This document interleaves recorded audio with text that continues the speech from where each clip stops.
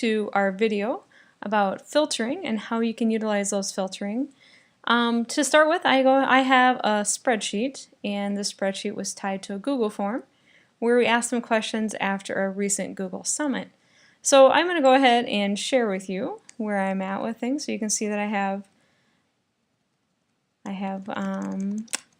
rows A through N, or columns A through N.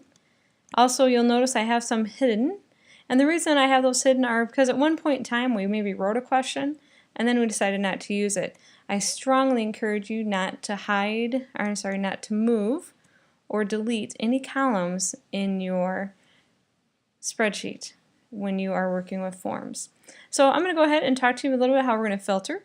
So what I like to do is I like to go ahead and select up here in the upper left hand corner. I select the corner of my spreadsheet, and then I select that filter icon.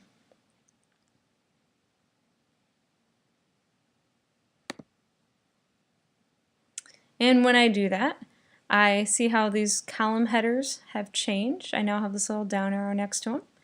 Alright, so I'm going to go ahead and I want to see just those people that are full adoption. So when I click on this down arrow, I get some options. One, I can sort A to Z and Z to A just like you could before that filter view. I could also filter by condition, which is brand new this year.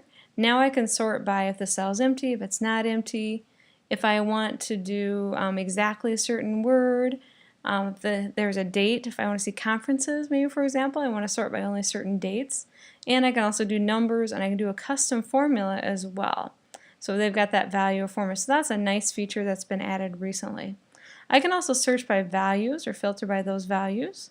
I'll close that out there. Notice I can uncheck, I like to clear them all, and then I want to select just the ones I want to work with. So right now, once I hit OK, I'm only going to see those responses that included full adoption. I'm going to hit OK.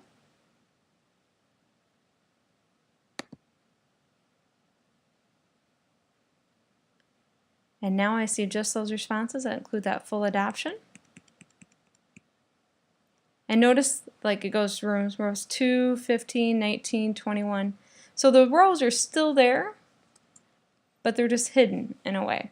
Now also remember, because Google is collaborative in nature, that anytime you make those filters, everyone who is an editor or viewer of that spreadsheet will also see those filters.